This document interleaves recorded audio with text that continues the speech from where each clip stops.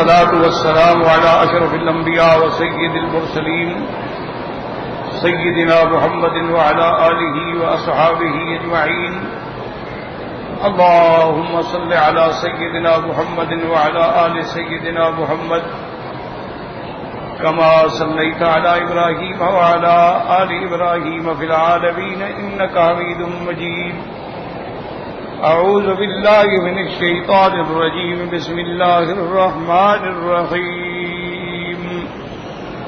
والمرسلات عرفا فالعاصفات عصفا والناشرات نشرا فالفارقات فرقا فالملقيات ذكرا عذرا أو نذرا إنما توعدون لواقع فإذا النجوم طمست وإذا السماء فرجت وإذا الجبال نصفت وإذا الرسل أقتت لأي يوم أجلت ليوم الفصل وما أدراك ما يوم الفصل ويل يومئذ للمكذبين.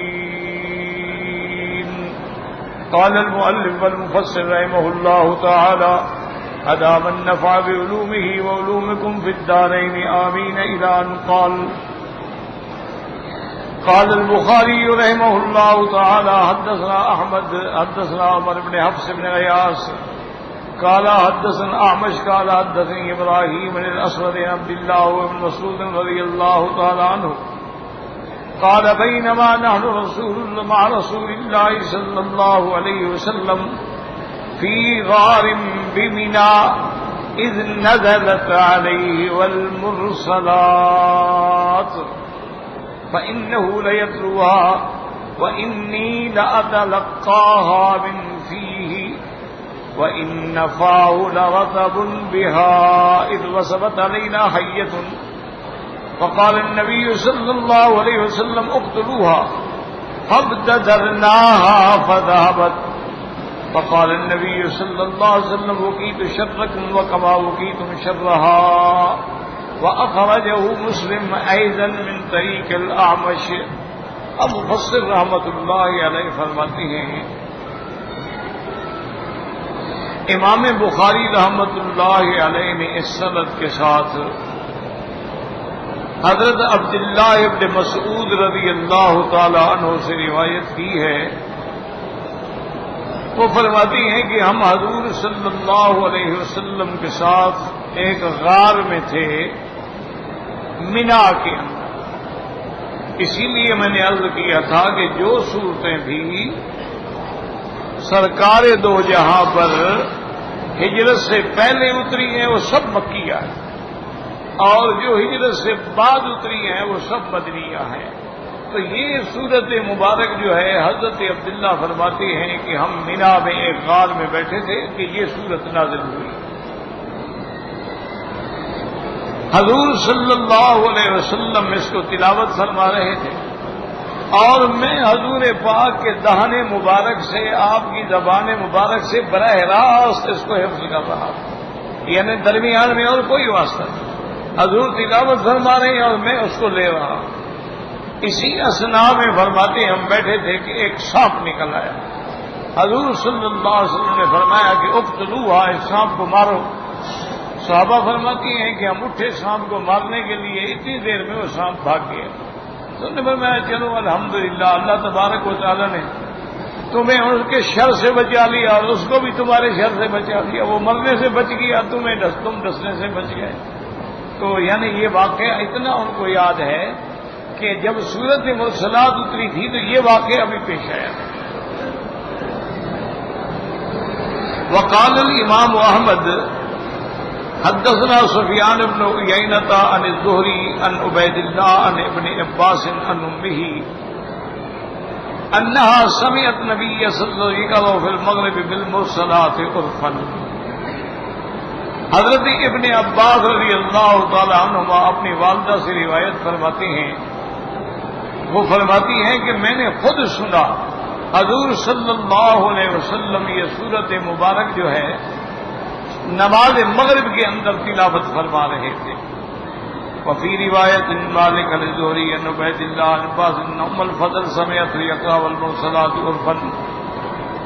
اور اس روایت میں حضرت عبید اللہ ابن عباس سے روایت فرماتی ہیں کہ ام الفضل جو ہیں انہوں نے سنا یہ آیت والمرسلات عرفا فقالت يا بني ذكرتني بقراءة هذه السورة انها لآخر ما سمعت من رسول الله يقرأ بها بالمغرب اخرجاه في الصحيحين من طریق مالک به. تو نے فرمایا اے بیٹے تم نے سورۃ المرسلات کا ذکر کر کے مجھے وہ بات یاد دلا دی کہ میں نے سب سے آخری سورت جو حضور سے سنی ہے وہ سورۃ والمرسلات والعرفا ہے. آپ اس کو مغرب کی نماز کے اندر تلاوت فرما رہے تھے. اور اس روایت کو صحیح ہے یعنی امام بخاری اور امام مسلم رحمۃ اللہ علیہ دونوں نے روایت فرمایا ہے. قال ابن ابي عاصم حدثنا ابي قال حدثنا زكريا بن سهل المروزي قال حدثنا علي بن الحسن بن شقيق قال اخبرنا الحسين بن واقد قال حدثنا الاعمش عن ابي صالح عن ابي هريره رضي الله تعالى عنه والمرسلات عرفا قال الملائكه. اب مفسر رحمۃ اللہ علیہ فرماتی ہیں کہ اس سند سے حضرت ابی ہریرہ رضی اللہ تعالیٰ عنہ فرماتی ہیں کہ والمرسلات عرفا سے مراد اللہ کے فرشتے ہیں الملائکہ. وروی عن مسروق وبالدعاء وجاءت في احدى الروايات والسدي والطبيب مثل ذلك. وروی عن ابی صالح انه قال هي الرسل. ایک روایت یہ بھی ہے کہ حضرت ابی صالح فرماتی ہیں کہ مرسلات سے مراد اللہ کے رسول ہیں جو اللہ پاک نے بھیجے. وفي روایت عنہ انہا الملائکہ. اور ایک روایت ان سے یہ بھی ہے کہ اس سے مراد جو ہیں اللہ کے فرشتے ہیں. وہکذا قال ابو صالح فی الآصفات والناشرات والفارقات والملقیات انہا الملائکہ. اور حضرت ابو صالح فرماتی ہیں کہ آصفات، ناشرات، فارقات، ملقیات یہ سب سے مراد جو ہے فرشتے ہیں. وقال الثوري عن سنن القرآن مسلم بالدين ابي العيدين کا صاحب مسلم الصادق قال ابي. وہ فرماتی ہیں کہ میں نے حضرت عبداللہ بن مسعود رضی اللہ تعالیٰ عنہ سے پوچھا، انہوں نے فرمایا اس سے مراد ہوائیں ہیں، وہ ہوائیں جو اللہ نے پیدا فرمائی ہیں. وقد قال العاصفات عصفا والناشرات نشرا انها الريح. اس سے مراد جو ہے وہ ہوا ہے. وقد قال بعض جاء كتاب الصالح في روایت عنه وتوقف ابن جرير في المرسلات عرفا هل هي الملائكة إذا أرسلت بالعرف أي كعرف الفرس يتبع بعضهم بعضا. ابن جریر رحمۃ اللہ علیہ توقف فرماتی ہیں کہ اس سے مراد کیا ہے. وہ فرماتی ہیں اس سے مراد یعنی ملائکہ.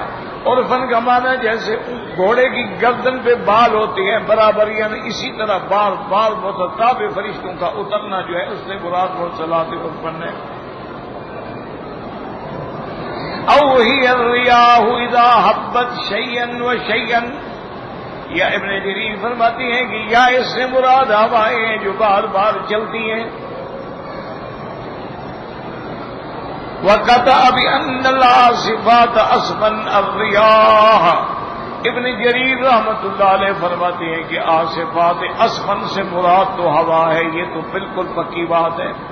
كما قال المسعود من تابعه وممن قال ذلك في العاصفات عصفا ايضا علي بن ابي طالب والسدي.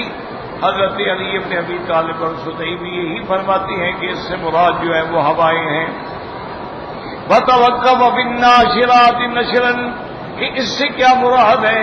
هل هي الملائکۃ والریح كما تقدم. یا اس سے مراد فرشتے ہیں یا اس سے مراد بھی ہوائیں ہیں. وان ابی صالح ان الناشرات نشرا هي المطر. وہ فرماتی ہیں ناشرات نشر سے مراد جو ہے وہ بارشیں ہیں.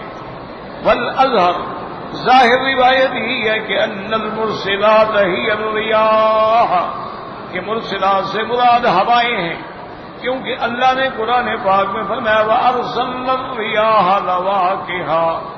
وقال تعالی وَهُوَ الَّذِي يُرْسِلُ الرِّيَاحَ بُشْرًا بَيْنَ يَدَيْ رَحْمَتِهِ تو وہاں بھی مراد ہوائیں ہیں. وہاں کدالا صفات الرياح يقال اصفت الرياح اذا هبت بتصويت. محاورات میں کہتے ہیں کہ ہوا جب چلے آواز کے ساتھ اس کو کہتے ہیں اصفت. وکذا الناشرات اس سے مراد ہی الرياح التي تنشر السحاب في آفاق السماء كما يشاء الرب عز وجل. انہوں نے فرمایا کہ ناشرات سے مراد وہ ہوائیں ہیں جو بادلوں کو آسمانوں کے اندر چلاتی ہیں. جدھر اللہ تبارک و تعالی حکم دیتے ہیں وہ ادھر ان کو لے کے جاتی ہیں. فالفارقات فرقا فالملقیات ذکرا عذرا او نذرا. انہوں نے کہا اس سے مراد ملائکہ ہیں. قالوا مسعود بعد مسعود جاء وقال الربيع ونزل الصدي والثوري ولا خلاف ها هنا فإنها تنظر بأمر الله الرسل تفرق بين الحق والباطل. مفسر فرماتی ہے اس میں کوئی شک نہیں کہ اللہ کے فرشتے اللہ کے حکم سے رسولوں پہ اترتے ہیں, حق و باطل کے اندر فرق کرتے ہیں. فالہدی والغی ہدایت اور گمراہی میں فرق کرتی ہے. والحلال والحرام حلال اور حرام میں فرق کرتی ہیں.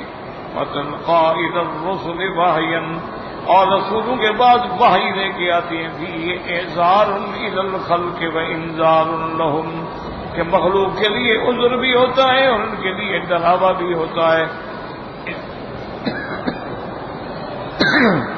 انذار لهم عقاب الله ان خالفوه امرا. تو الحمدللہ جیسے ہم نے خلاصہ درس میں یہ عرض کر دیا تھا کہ 5 چیزوں کی اللہ نے قسم کھائی. اب ان 5 چیزوں سے مراد کیا ہے یاد رکھیں. اس کے اندر جو ہے وہ اختلاف. بعض علماء تو یہ فرماتے ہیں یعنی صحابہ میں سے تابعین میں سے کہ ان سے مراد اللہ کے فرشتے ہیں. یہ ساری 5 کی 5 جو صفات ہیں فرشتوں کی صفات. اور بعض صحابہ جیسے کہ حضرت عبداللہ ابن مسعود رضی اللہ تعالیٰ عنہ اور اسی طرح حضرت علی ابن ابی طالب ہیں وہ فرماتے ہیں اس سے مراد ہوائیں. اور بعض علماء نے یہ بھی فرمایا کہ اس سے مراد جو ہے یہ ساری بارش کی صفتیں. اور بعض علماء نے یہ بھی فرمایا ہے کہ اس سے مراد جو ہے اللہ کے رسولوں کی صفات. تو اصل یاد رکھو کہ بھئی یہ اختلاف کیوں پیدا ہوتے ہیں.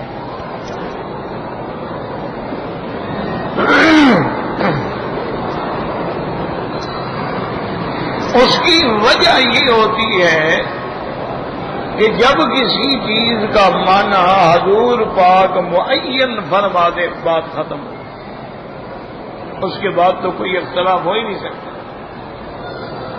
کہ صحابی نے اگر حضور سے پوچھا اور انہوں نے فرمایا کہ اس کا معنی یہ ہے تو اس میں پھر کوئی اختلاف نہیں ہوتا, وہ تو نص ہو گئی.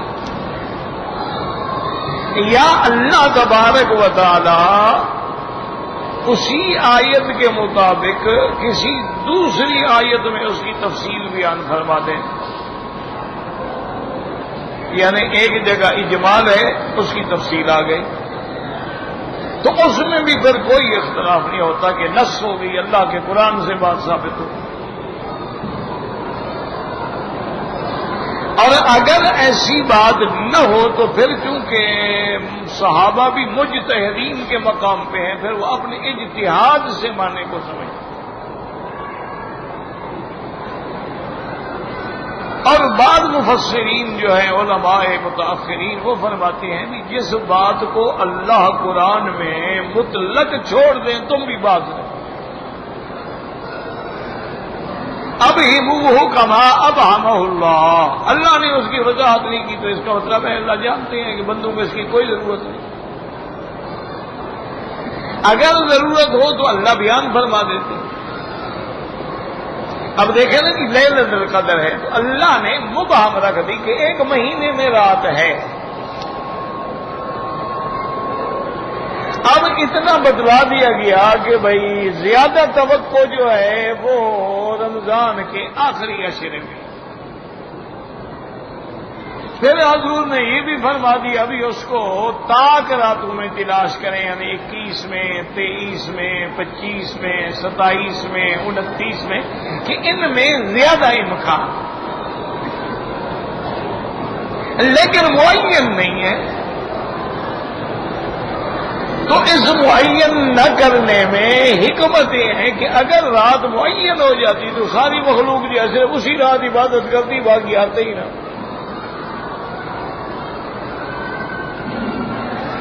مبہم رکھنے میں یہ فائدہ ہے کہ ہم سارا رمضان محنت کریں اور آخری 10 دن جب آ جائے تو محنت اور زیادہ کر دیں، اور جب اس میں 21، 23، 25، 27 کی راتیں آ جائیں تو اور زیادہ رات کو جاگنا اور نماز اور تلاوت اور قرآن اور ذکر اور تسبیح اور تحمید اس میں زیادہ، تاکہ اللہ کی مخلوق اللہ کی یاد میں لگی رہے. اس لیے اللہ نے اس کو چھپا دیا. اسی طرح آپ دیکھیں کہ سورۃ الکہف میں کتنا مفصل واقعہ آیا ہے اصحاب کہف کا، لیکن اللہ نے ایک تو یہ بھی نہیں نام لیا کہ وہ کہف، وہ غار جو ہے وہ ہے کہاں. قرآن نے مطلق کہہ دی ذَهَبَ الْفِتْيَةُ إِلَى الْكَهْفِ، بس. بھئی وہ غار کس پہاڑ میں ہے؟ کوئی. اچھا، اذ اول فتیۃ، نوجوانوں کی ایک جماعت. وہ نوجوان کون تھے، کتنے تھے، نام کیا تھا؟ قرآن نے ذکر دیا. آخر میں فرما دیا کہ سیقولون ثلاثۃ ورابعہم کلبہم سبعۃ وثامنہم، آخری قول آ گیا، لیکن تعین نہیں آئی، نام نہیں آیا، اس کہف کا محل وقوع نہیں آیا کہ وہ غار ہے کہاں.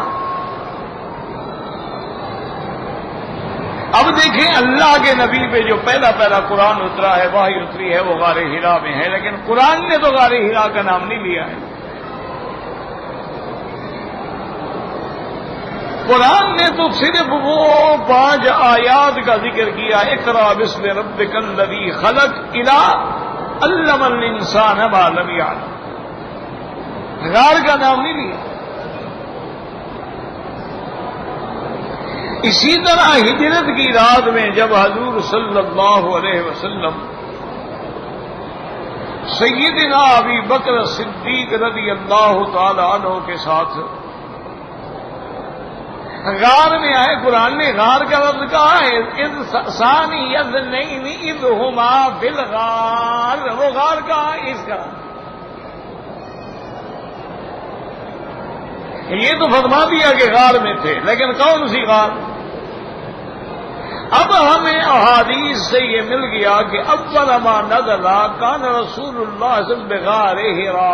آپ غار حرا میں تھے، اور غار حرا جو ہے جبل نور میں ہے. تو حدیث سے تعین ہو گئی، قرآن نے معین نہیں کیا. ہجرت کی رات حضور جب غار میں تشریف لے گئے تو وہ غار کون سی تھی؟ حدیث میں آ گیا، صحابہ نے فرما دیا کہ اس سے مراد غار ثور ہے. اور یہ وضاحتیں بھی آ گئیں کہ بھئی جب قرآن اترا ہے تو آپ اعلی مکہ میں تھے، جب آپ نے ہجرت کی ہے تو آپ اسفل مکہ میں تھے، لیکن قرآن نے نام نہیں لیا.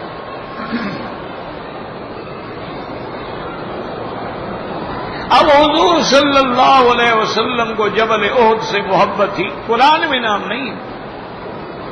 حدیث میں ہے کہ حضور جب دیکھتے تو فرماتے کہ ھذا جبل یحبنا ونحبہ، لیکن اس کا ذکر اللہ نے قرآن میں نہیں کیا. اللہ نے قرآن میں پہاڑوں میں سے ذکر کیا ہے تو صرف طور سینین کا کیا. اللہ نے فرمایا والتین والزیتون وطور سینین وھذا البلد الامین. طور سینین سے مراد وہ طور سینا پہاڑ ہے جہاں اللہ نے موسیٰ علیہ السلام سے کلام فرمایا، وہاں بھی طور سینین۔ تو اس لیے علماء فرماتے ہیں کہ ایک اصول یاد رکھو کہ جن چیزوں کو اللہ نے مبہم رکھا ہے بس ان کو مبہم رہنے دو، اسی میں حکمت ہے بس۔ باقی اقوال ہیں ہمارے آنکھوں پہ، حضرت عبداللہ مسعود کا قول ہے، حضرت علی کا قول ہے، حضرت عباس کا قول ہے، اور حضرت قتادہ سدی رحمۃ اللہ علیہ کا قول ہے، بالکل آنکھوں پر، لیکن اللہ نے قرآن میں تعین نہیں کی اور حضور پاک نے بھی معین نہیں فرمایا۔ اس لیے یہ اختلاف نہیں ہوتا بلکہ یہ اجتہاد ہوتا ہے۔ اور چونکہ مرسلات کا معنی ملائکہ بھی صفات ہو سکتی ہے، ہواؤں کی صفت بھی ہو سکتی ہے، لیکن یاد رکھیں زیادہ راجح قول یہ ہے کہ یہ ہواؤں کی صفت ہے، اور صرف ایک جو ہے اس سے مراد فرشتے ہیں، فل ملک کے آتے ذکر، اللہ کا ذکر لاگت پہنچانے والے وہ فرشتے۔ باقی جو چاروں صفتیں ہیں وہ کیوں؟ اس کی وجہ قرآن سے تائید ہو رہی ہے، وَهُوَ الَّذِي يُرْسِلُ الرِّيَاحَ وَأَرْسَلْنَا الرِّيَاحَ لَوَاقِحَ۔ تو تائید چونکہ ہو رہی ہے تفسیر کی، تو اس لیے راجح قول یاد رکھیں یہی ہے کہ ان سے مراد ہوائیں ہیں، اور ملک یاد ذکر سے مراد جو ہے وہ اللہ کے فرشتے ہیں، بس یہ راجح ہے۔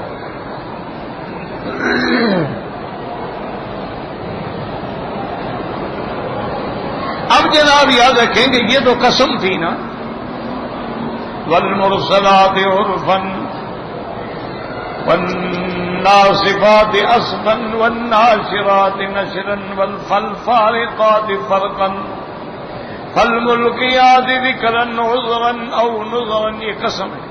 جواب قسم کیا ہے؟ انما توعدون لواقع، کہ جو اللہ نے وعدہ فرمایا نا قیامت کا وہ ہر حال میں ہونے والی ہے۔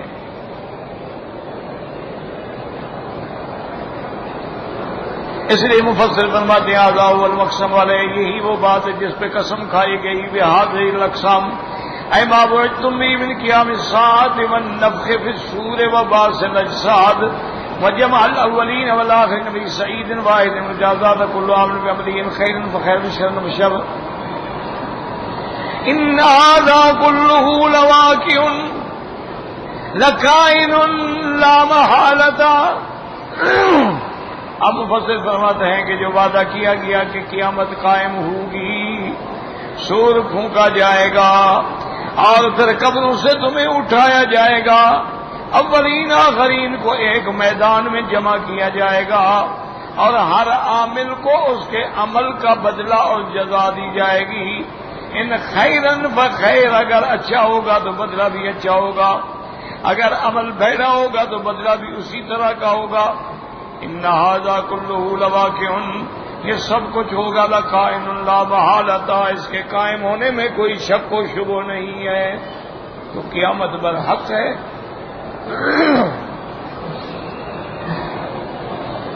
نفخ فی الصور جو ہے وہ برحق ہے، میزان جو ہے وہ برحق ہے، جزائے اعمال جو ہے وہ برحق ہے۔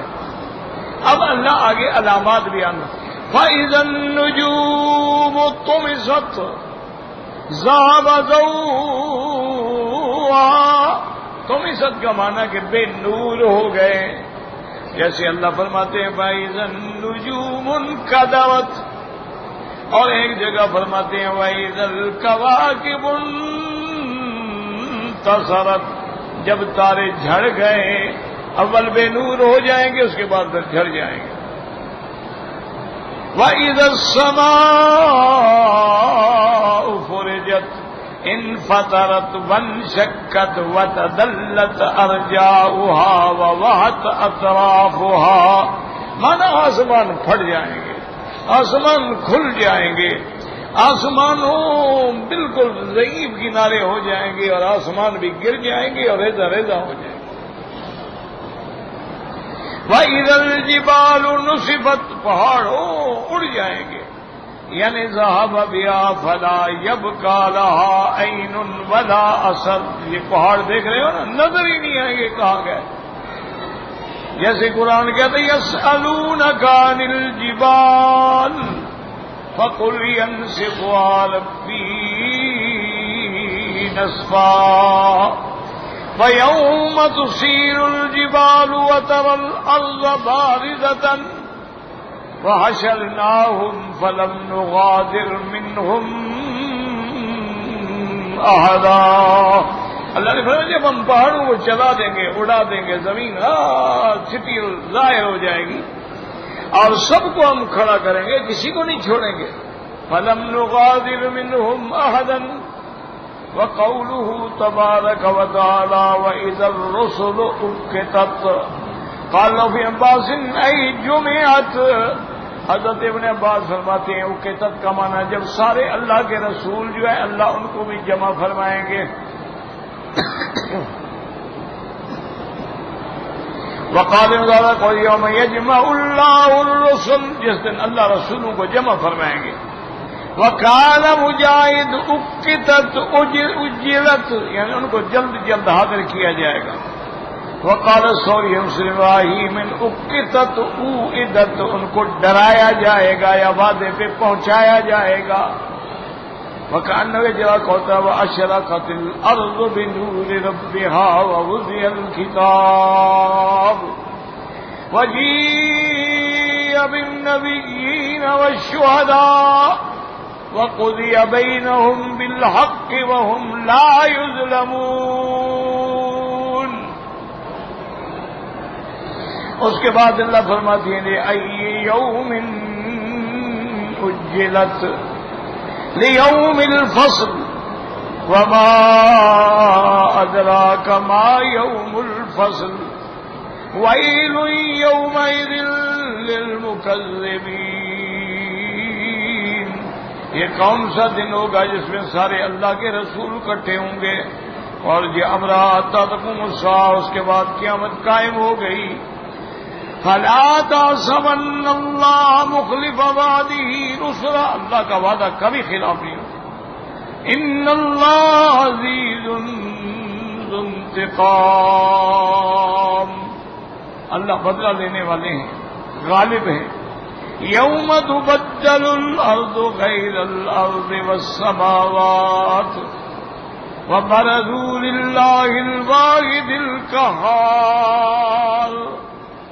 وَهُوَ يَوْمُ الْفَصْلِ كَمَا قَالَ تَعَالَى لِيَوْمِ الْفَصْلِ ثُمَّ قَالَ مُعَظَّمًا لِشَأْنِهِ وَمَا أَدْرَاكَ مَا يَوْمُ الْفَصْلِ وَيْلٌ يَوْمَئِذٍ لِّلْمُكَذِّبِينَ أَيْ وَيْلٌ لَّهُم مِّنْ عَذَابِ اللَّهِ غَدًا، ان کے لیے ہلاکت ہی ہلاکت ہوگی.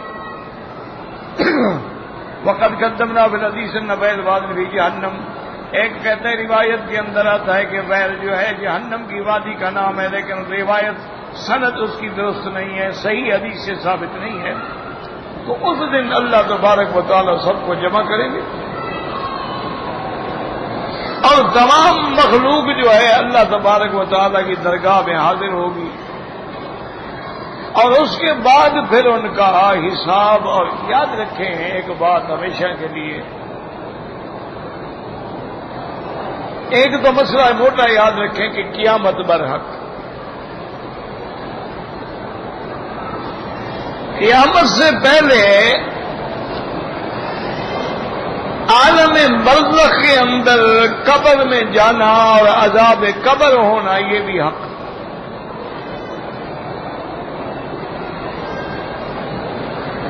اللہ باغ پناہ عطا فرمائے، یعنی عذاب قبر کا منکر جو ہے وہ بھی گمراہ ہے. جب عذاب ہے تو نعیم بھی ہے. اسی لیے حضور نے فرمایا تھا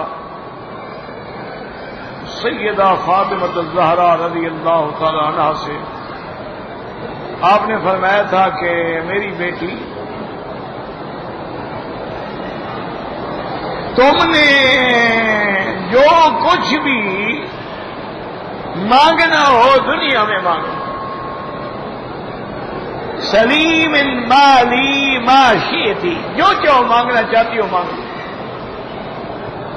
لیکن مرنے کے بعد جو ہے پھر اما روضۃ من ریاض الجنت او حفرۃ من حفر النیران، یا قبر جنت کا باغ ہوگی یا پھر جہنم کا گڑھا، وہاں اعمال پوچھیں گے۔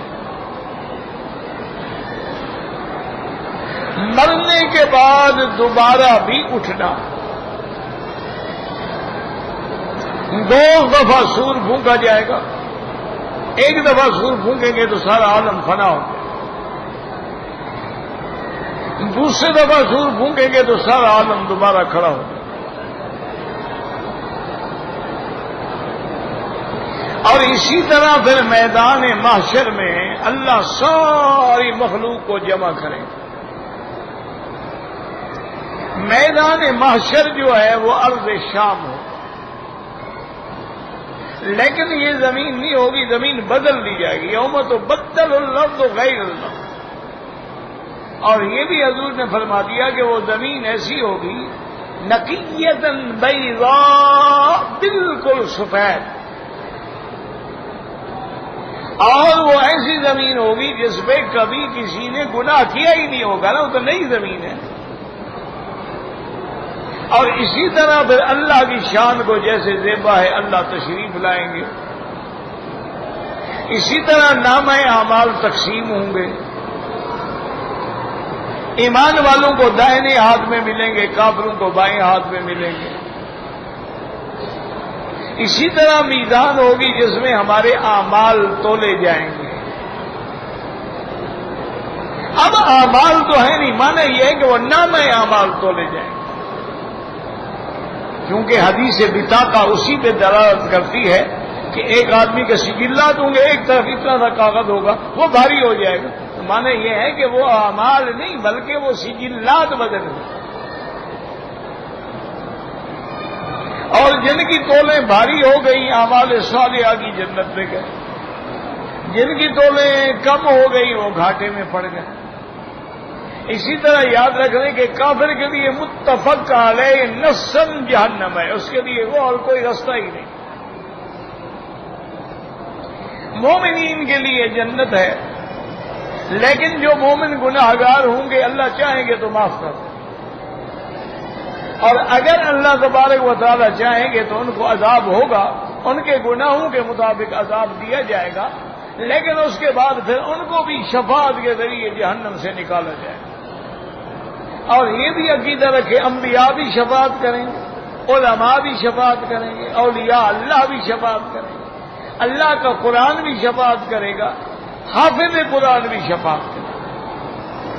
اور یہ بھی صحیح حدیثوں میں موجود ہے کہ جب قیامت والے دن حافظ قرآن کو اللہ اختیار دیں گے کہ اپنے خاندان میں سے 10 آدمی جن کے لیے جہنم کے پروانے جاری ہو گئے ان کی سفارش کرو، ان کی شفاعت میں چھوڑ دیا گیا۔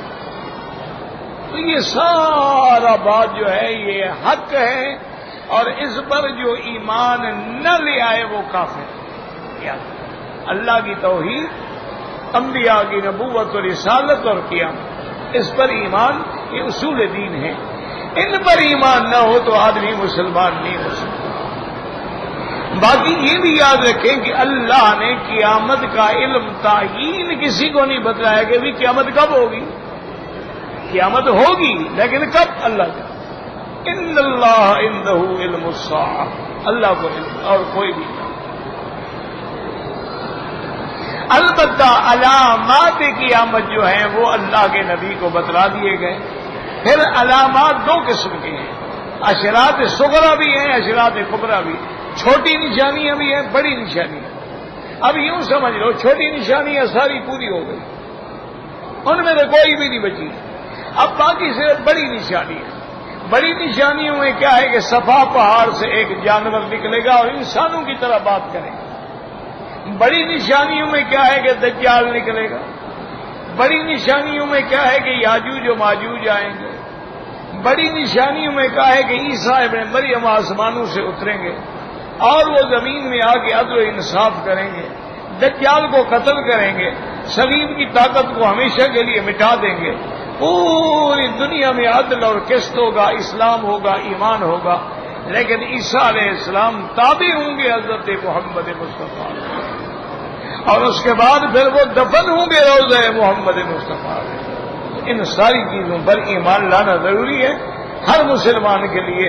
اسی لیے میرے مدنی پاک رحمت دو جہاں صلی اللہ علیہ وسلم جب صبح کی نماز کے لیے اٹھتے تھے تو آسمان کی طرف نظر ڈال کے پہلے یہ آیت پڑھتے تھے، ان فی اختلاف اللیل والنہار لآیات لأولی الالباب، اور اس کے بعد فرماتے اللہم انت الحق ووعدک الحق ولقاؤک حق والجنۃ حق والنار حق والساعۃ حق والنبیون حق ومحمد صلی اللہ علیہ وسلم حق۔ اس پر ایمان لانا ضروری ہے۔ اللہم ثبتنا علی الایمان۔ دعا بھی کریں کہ میری بہو جو ہے نا جی، میرے بیٹے کی بیوی آج بیچاری 15 دن سے ہسپتال میں ہیں اور بڑی سخت تکلیف ہے۔ دل سے دعا کریں کہ اللہ انہیں شفا کاملہ عطا فرما دے، اور جتنے مریض جہاں جہاں ہیں اللہ سب کو شفا عطا۔ اور 2 دن مجھے بھی اتنی تکلیف تھی کہ میں کل درس کے لیے نہیں آ سکا۔ ایک تو وہ پریشانی، ہسپتال ہسپتال ہسپتال، جانا آنا، ٹینشن، ذہنی پریشانی، اتنی تکلیف ہوئی۔ میں جمعہ کی نماز حرم میں نہیں پڑھ سکا، مسجد میں پڑھی جا، میں کھڑا نہیں ہو سکتا، بالکل یہ پورا حصہ جیسے جکڑ بند ہو گیا۔ انا للہ و انا الیہ راجعون۔ تو بہرحال دعا کے سوا کوئی چارہ نہیں۔ باقی چونکہ نیچے ان کے جو علماء ہیں، ائمہ ہیں حرمین کے، ان کا 5 دن کے لیے دورہ ہے، تو وہ 5 دن وہاں درس دیں گے۔ تو نے کہا تھا بھی آپ چھٹی کر لیں۔ میں کہا چھٹی کرنے سے کہنے میں اوپر وہاں تو کوئی جگہ نہیں، باقی ہر جگہ عالم بیٹھا ہے۔ اللہ کے بندے جہاں بھی ہوگا، کیونکہ اس کی وجہ یہ ہے، میں نے تجربہ کیا ہے، جس دن درس نہ ہونا جی، ایک تو حرم کی نماز ہی نہیں ملتی، دوسرا جو کچھ تھوڑا بہت پڑھتے ہیں وہ بھی نہیں پڑھے۔ یہ درس کی برکت ہے الحمدللہ، مغرب بھی جماعت سے، عشاء بھی جماعت سے، اب فجر کی نماز کے بعد بھی الحمدللہ درس ہوتا ہے۔ جہاں باب العمرہ کا بورڈ لگا ہے نا اندر مطاف کے اندر، مطاف سے دیکھیں نا تو باب العمرہ کا بورڈ لگا ہے، ایک ایسے تیر بھی بنا ہوا ہے، اس پر بھی لکھا ہے باب العمرہ۔ باب العمرہ گیٹ تو بند ہے نا، مطاف سے کھڑے ہو کے دیکھیں گے تو وہ جگہ نظر آتی ہے، وہاں الحمدللہ۔ اب صبح کو درس ہوگا، صبح کی نماز نصیب ہو جائے، پڑھنا بھی نصیب ہو جائے۔ درس نہ ہو تو بندہ کسی دوست کے پاس چلا گیا یا گھر میں بیٹھا رہا، کوئی کتاب دیکھ لی یا تھک کے گر گیا، سو گیا۔ تو یہ ساری برکتیں اس قرآن کی درس کی۔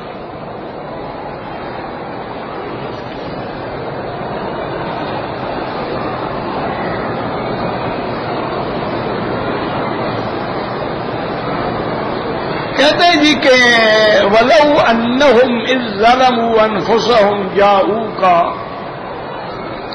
وَاسْتَغْفَرُوا اللَّهَ وَاسْتَغْفَرَ لَهُمُ الرَّسُولُ لَوَجَدُوا اللَّهَ تَوَّابًا رَحِيمًا۔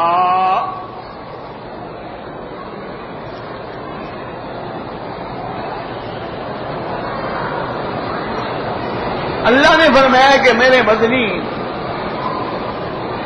اگر یہ لوگ غلطی کرنے کے بعد آپ کی خدمت میں آ جاتے اور آپ اللہ سے ان کے لیے بخشش مانگتے تو اللہ ان کو بخش دیتے۔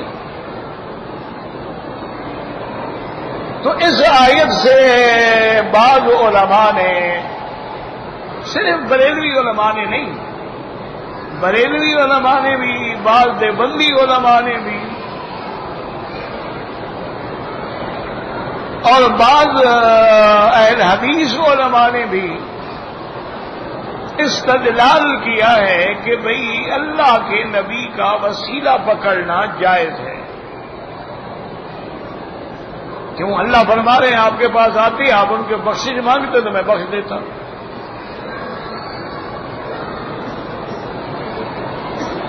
ایک دلیل یاد رکھو ٹھنڈے دل سے، آرام سے۔ دوسری دلیل ان کی یہ ہے کہ بھی جب انبیاء زندہ ہیں اور اس میں تو کوئی اختلاف ہی نہیں کہ تمام انبیاء اپنی قبر مبارک میں زندہ ہیں. اللہ نے زمین پر حکم دے دیا خبردار کسی نبی کے جسے کو ہاتھ نہیں لگانا. ان اللہ حرم اجساد الانبیاء علی الارض. اللہ نے زمین پہ حرام کر دیا خبردار. اسی طرح محفوظ ہے. تو کہتے ہیں کہ جی جب انبیاء زندہ ہیں تو زندہ آدمی سے وسیلہ پکڑنا تو کسی کے نزدیک منع نہیں ہے. آپ کسی بزرگ کے پاس جائیں جی میرے لیے دعا کریں, جیسے میں آپ کو کہہ رہا ہوں جی میرے لیے دعا کریں, بیماروں کے لیے دعا کریں, یہ تو منع نہیں ہے. منع ہوتا ہے موت کے بعد کسی کا وسیلہ پکڑنا. تو وہ ان آیات سے استدلال پکڑتے ہیں کہ ایک تو انبیاء زندہ ہیں, تو جب ہم زندہ ہیں سامنے جائیں گے تو ہم کہیں گے جی آپ ہماری شفاعت کریں, آپ اللہ سے ہماری سفارش کریں. وہ اس بات کے قائل ہیں. ان کی دلیل یہ ہے. لیکن جمہور علماء کرام جو ہیں وہ فرماتے ہیں کہ بھائی وسیلہ جو ہے وہ جائز نہیں. اس آیت کے بارے میں وہ جواب دیتے ہیں کہ یہ آیت حضور کی زندگی سے تعلق رکھتی تھی, جب آپ زندہ موجود تھے. آپ کی وفات کے بعد اس آیت کا تعلق نہیں ہے. اگر یہی معنی جو ہم نے سمجھا ہے, کیا صحابہ کو سمجھ نہیں آیا؟ حضور کی وفات کے بعد کوئی صحابی خلفاء راشدین میں سے یا عشرہ مبشرہ میں سے اجلہ صحابہ میں سے آیا اور اس نے اس آیت پہ عمل کیا ہے؟ تو اگر اس سے وسیلہ پکڑنا جائز ہے, سب سے پہلے تو صحابہ پکڑتے, سب سے پہلے تو اہل بیت رسول پکڑتے. کیا کسی صحابی نے آ کر آپ سے درخواست کی ہے؟ بڑے بڑے واقعات گزرے کہ سیدہ عائشہ سیدنا علی کی لڑائی ہو گئی, ہزاروں صحابہ شہید ہو گئے, سیدنا عثمان رضی اللہ تعالیٰ عنہ مدینہ منورہ میں اپنے گھر میں محصور مظلوم پیاسے شہید ہو گئے, لیکن حضور سے وسیلہ تو نہیں پکڑا, حالانکہ ان کا گھر تو بالکل قریب تھا روضہ مبارک ہے. سیدنا حسین رضی اللہ تعالیٰ عنہ اپنے خاندان کے ساتھ شہید ہو گئے, لیکن انہوں نے بھی وسیلہ نہیں پکڑا. سیدنا عمر کے زمانے میں جب قحط پڑ گئی تو حضور کے چچا سیدنا عباس کو لے کے آئے اور کہا کہ یا اللہ, جب حضور تھے تو ہم حضور سے عرض کرتے تھے, آپ دعا کرتے تھے, بارش ہو جاتی تھی, اب حضور تو وفات ہو گئی, ہم اس کے چچا کو لے کے آئے ہیں دعا کرنے کے. تو اگر حضور سے وسیلہ پکڑنا جائز ہوتا تو عباس کو لانے کی کیا ضرورت ہے؟ ان کو ڈالے آتے اور سب کو کہتے کہ حضور کے وسیلے سے دعا کرو. اور جہاں تک انبیاء کی زندگی کا تعلق ہے, اس میں تو کوئی شک نہیں نا کہ وہ عالم برزخ ہے. یعنی آج اگر کوئی روضہ رسول میں جا کے صلاۃ و سلام عرض کرتا ہے, ہمارے ایمان ہے کہ حضور سنتے ہیں, لیکن یہ مانا تو نہیں کہ یہ صحابی ہو جائے گا, ورنہ تو ہر بندہ صحابی بن جاتا. عالم برزخ الگ چیز ہے, عالم دنیا الگ چیز ہے. تو اس لیے, اور دوسرا دیکھیں کہ سارے قرآن پاک میں ٹھنڈے دل سے, کوئی جھگڑے کی بات نہیں, جو لوگ قائل ہیں اللہ ان کو خوش رکھے, ہم تو کسی کی برائی نہیں کرتے, ان کی تحقیق ہے, ٹھیک ہے, اللہ رحمت کرے. سارے قرآن میں حضرت آدم سے لے کر میرے مدنی محمد مصطفیٰ تک دعائیں قرآن میں موجود ہیں کہ نہیں ہیں؟ ربنا ظلمنا, یہ آدم علیہ السلام کی دعا, ربنا آتنا فی الدنیا، یہ میرے مدنی محمد مصطفیٰ کی دعا، لا الہ الا انت سبحانک، یونس علیہ السلام کی دعا، رب انی مسنی الضر وانت ارحم الراحمین، حضرت ایوب کی دعا، رب انی مغلوب فانتصر، نوح علیہ السلام کی دعا ہے۔ اور اسی طریقے سے آپ دیکھیں حضرت یعقوب کی دعا، انما اشکو بثی وحزنی الی اللہ، تمام انبیاء کی دعا میں کہیں وسیلہ ہے؟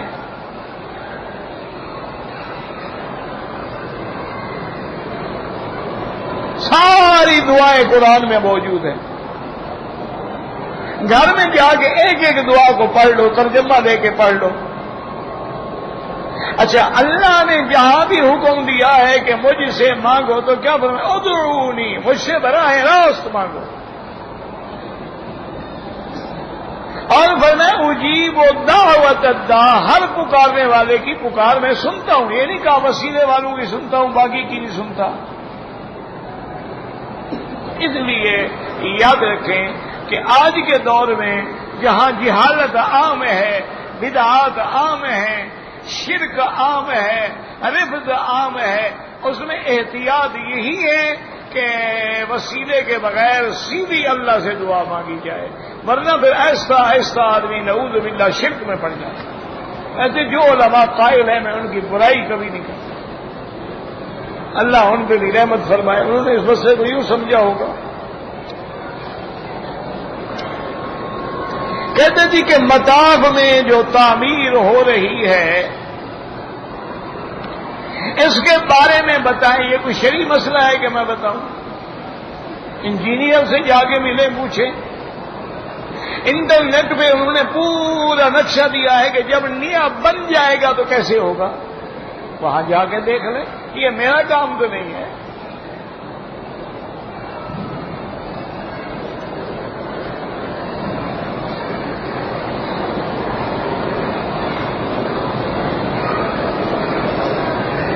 وَقَالُوا يَسْتَفْتِحُونَ مِن قَبْلُ، یہ تو یہودیوں کے بارے میں ہے، وہ حضور کے آنے سے پہلے دعائیں کرتے ہیں، حضور کے آنے کے بعد تو انہوں نے کلمہ ہی نہیں پڑھا، تو یستفتحون والے کدھر گئے کہ وسیلہ ثابت کیا جائے؟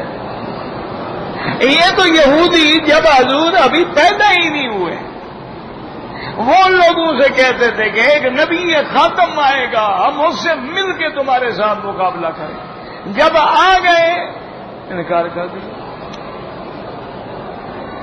اس سے کیسے وظیفہ نکلے گا؟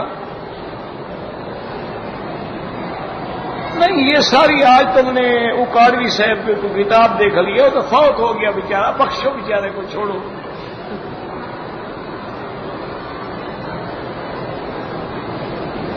کسی حدیث میں نہیں ہے وسیلہ، ایک صحیح حدیث پیش کرو جہاں حضور نے فرمایا ہو کہ میرے وسیلے سے دعا کرو، بس ہمارا ایمان ہے، ہم مان لیں گے۔ اس سے ثابت ہوتا ہے، صحابہ کو سمجھ نہیں آیا، اکاڑوی صاحب کو سمجھ آ گیا، عجیب بات ہے۔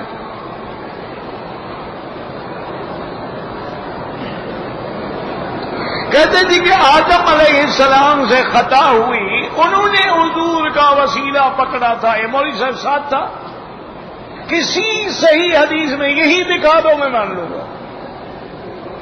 یہ تو گھڑنتو ہے جو آپ پیش کرتے ہیں، حدیث نہیں ہے، کسی حدیث میں نہیں، سیاستہ کی ایک حدیث میں مجھے دکھا دیں۔ یعنی تم کو عقیدے کے لیے نہ قرآن ملتا ہے نہ صحیح حدیث ملتی ہے، ضعیف حدیثیں ڈھونڈتے رہتے ہو۔ وابتغوا الیہ الوسیلہ کا معنی ہے جاہدوا باموالکم، اپنے اعمال سے وسیلہ پکڑو، قرآن کو پڑھا کرو نا، وہاں لکھا ہے کسی ایک مفسر کی تصدیق لکھا دو وابتغوا الیہ الوسیلہ تھا کہ اس سے نبی پاک کا وسیلہ پکڑو، ایک تفسیر میں دکھا دو میں تمہاری بات مان لوں گا۔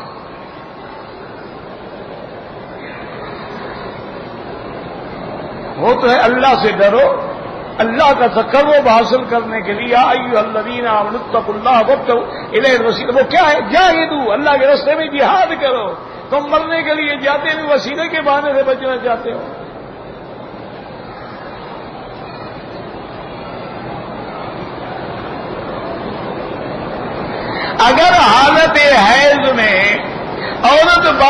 ملک عبدالعزیز کے باہر بیٹھ کے کعبے کو دیکھے بالکل جائز ہے، کوئی منع نہیں، کعبہ دیکھنے کو منع نہیں، نماز منع ہے، طواف منع ہے، حرم میں داخل ہونا منع ہے۔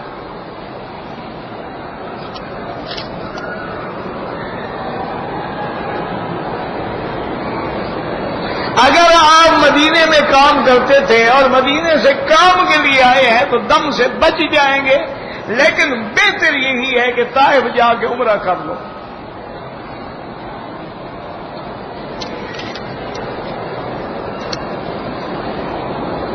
کہتے تھے کہ حضور کے بعد جو صلاۃ بالکل حضور سنتے ہیں، جو حدیث میں ہے ہمارا ایمان، جو نہیں ہے ہم نہیں مانتے۔ حضور نے فرمایا جو میرے پاس سامنے آ کے سلام کرتا ہے میں سنتا ہوں، اور ایک حدیث میں ہے میں سلام کا جواب بھی دیتا ہوں۔ ہمارا ایمان ہے، کوئی جھگڑا نہیں۔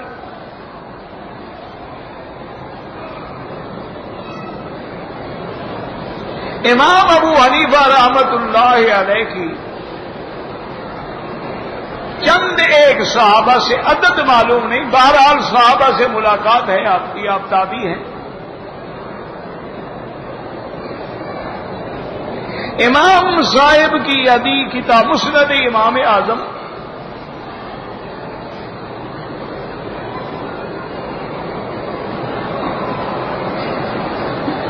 یہاں پر بہت شور ہے تو ہم کیا کریں بھائی، جہاں ہمیں کہتے ہیں ہم بیٹھ جاتے ہیں۔ تم دعا کرو کوئی اور سی جگہ اللہ کرے دے دیں۔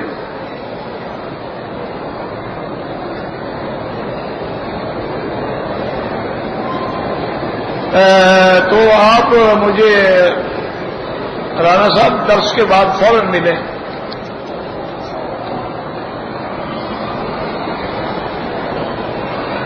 یہ مجبوری ہے، ان کی بھی مجبوری ہے نا، وہ کیا کریں آخر۔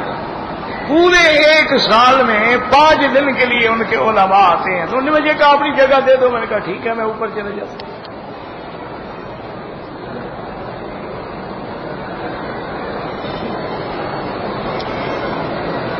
قبر کے ایک لکڑی رکھا ہے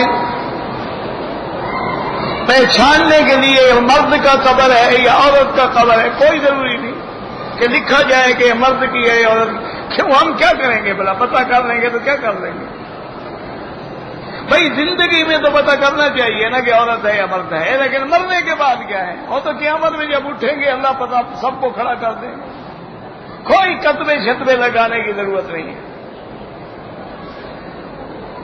حجر اسود کو بوسہ کیوں دیا جاتا ہے تو حدیث میں ہے، حضرت عمر نے فرمایا کہ میں کبھی تمہیں بوسہ نہ دیتا، لیکن قبل کا رسول اللہ، تمہیں حضور نے بوسہ دیا ہے میں بھی دے رہا ہوں، اور حضور نے بھی فرمایا تھا ماں قبل تو کا، میں تمہیں کبھی بوسہ نہ دیتا اگر مجھے اللہ حکم نہ دیتا۔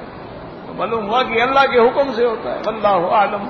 ربنا تقبل منا انك انت السميع العليم تب علينا انك انت التواب الرحيم اللهم فرج هم المهمومين نفس كرب المكروبين واقض الدين عن المدينين واشفنا واشف مرضانا ومرضى المسلمين اللهم اجعل لنا وللمسلمين من كل هم فرجا ومن كل ضيق مخرجا ومن كل بلاء عافيا صلى الله تعالى على خير خلقه سيدنا محمد وعلى اله وصحبه۔ نیچے جانے کے لیے کہاں سے کریں گے تو یہ قریب، لیکن میں جانے پڑے گی